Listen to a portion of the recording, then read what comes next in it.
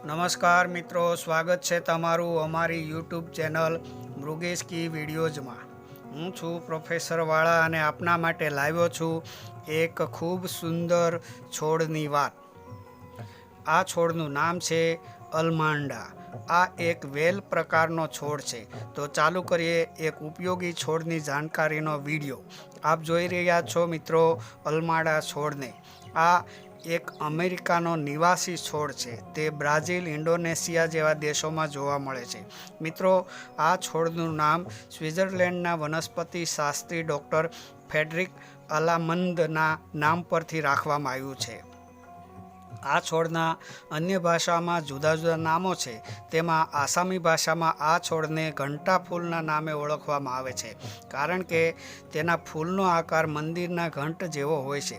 અંગ્રેજીમાં આલમાંડા વાઇન તરીકે ઓળખવામાં આવે છે। હિન્દીમાં તેને પિતાઘંટી કહે છે। મરાઠી ભાષાના પીવલે ઘૂંટીથી ઓળખવામાં આવે છે તથા તેના અન્ય નામો અલામંદા, દેવદૂત તરહી, સુનહરી તરહી, પીળા આલમાંડા, આમ તુરહી વગેરે જેવા તેના નામો છે। આ છોડ એપોસિનેસી કુળમાંથી આવે છે। આ છોડ સરળતાથી રોપી શકાય છે। તેની વધારે કાળજી લેવાની જરૂરિયાત રહેતી નથી, પણ તેને સૂર્યનો સીધો પ્રકાશ કે તાપ માફક આવતો નથી। આ છોડ એક પ્રકારનો હાઉસ પ્લાન્ટ છે। તેને જમીન અથવા કુંડામાં રોપી શકાય છે। જો નિયમિત પાણી, ખાતર આપવામાં આવે તો આ છોડ 20 ફૂટ સુધી ઊંચો જાય છે। તેની કાપણી કરવી જરૂરી છે। તે લાંબા સમય સુધી જીવિત રહે છે અને બારેમાસ ફૂલો આપે છે। તેના ફૂલો સફેદ, લાલ, પીળા અને જાંબલી કલરના જોવા મળે છે। એટલે અલમાંડાના છોડની એકથી વધારે જાતો હોય છે એમ કહી શકાય। મિત્રો, તેના પર્ણ ચમકદાર હોય છે અને ઘાટા લીલા રંગના લંબગોળ આકારમાં જોવા મળે છે। તેને ફળ પણ લાગે છે। ફળની આસપાસ કાંટા જેવું આવરણ હોય છે। તમે જોઈ રહ્યા છો અલમાંડાના છોડના ફળને।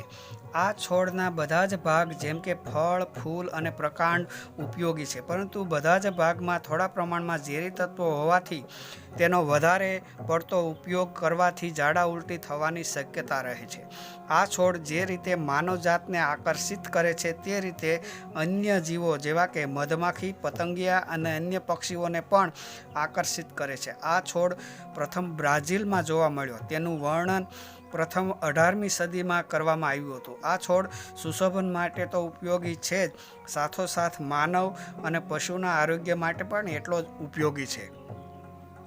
વર્ષ 2022માં જૂન મહિનામાં ઇન્ડોનેશિયામાં એક સંશોધન ગ્રુપે એક સંશોધન કર્યું હતું। આ સંશોધન ગુનુંગ લેવુસર નેશનલ પાર્ક, સુમાત્રામાં કરવામાં આવ્યું હતું। આ સંશોધન ગ્રુપને ધ્યાનમાં આવ્યું કે ઓરાંગુટાન આ છોડના પર્ણને ચાવી અને તેની લુગદી બનાવી તેના ઘાવ પર લગાડતો હતો। પરિણામ સ્વરૂપ તેનો ઘાવ થોડા દિવસમાં ભરાઈ ગયો હતો। એટલે ઘાવ ભરવાનો ગુણ તેનામાં જોવા મળે છે એમ કહી શકાય। આ છોડ ચામડીની બીમારીમાં પણ ઉપયોગી બને છે, કારણ કે તેનામાં એન્ટીબેક્ટેરિયલ ગુણ રહેલા છે। જો વ્યક્તિને માથું દુખતું હોય કે ચક્કર આવતા હોય તો પણ આ છોડ ફાયદો કરાવે છે। મેલેરિયાના તાવમાં રાહત આપવાનો ગુણ પણ આ છોડમાં જોવા મળે છે। લીવરની બીમારી પણ આ છોડ આયુર્વેદિક રીતે ઉપયોગી થાય છે। આ છોડનો ખાસ ગુણ એ છે કે ઓક્સિજન છૂટું પાડે છે, એટલે વાતાવરણ શુદ્ધ બનાવે છે। આ છોડને ઠંડી ઋતુમાં ઘરની અંદર રાખી શકાય છે। ઘરના અંદરના વાતાવરણને શુદ્ધ કરવાનું કામ આ છોડ કરે છે તથા તેની પર્યાવરણ પર સકારાત્મક અસર પડે છે। આમ આ છોડ ફક્ત દેખાવ માટે જ ઉપયોગી નથી, પણ આપણે જોયા તેવા તેના અન્ય ઉપયોગો પણ છે। તો મિત્રો, અહીં એક ઉપયોગી વિડીયો પૂર્ણ થાય છે। આશા રાખું કે આ વિડીયો તમને ગમ્યો હશે। જો વિડીયો ગમ્યો હોય તો વિડીયોને લાઇક, શેર અને કમેન્ટ કરજો। અને જો તમે અમારી ચેનલ પર નવા હોય તો અમારી ચેનલને સબસ્ક્રાઈબ કરી અમારા પરિવારના સભ્ય બનજો, જેથી આવા અવનવા વિડીયો હું તમારા સુધી તરત પહોંચતા કરી શકું। આપણે ફરી મળીશું એક નવા અને અનોખા વિડીયો સાથે। ત્યાં સુધી આપ સર્વ ખુશ રહો, આનંદિત રહો, આબાદ રહો। ધન્યવાદ।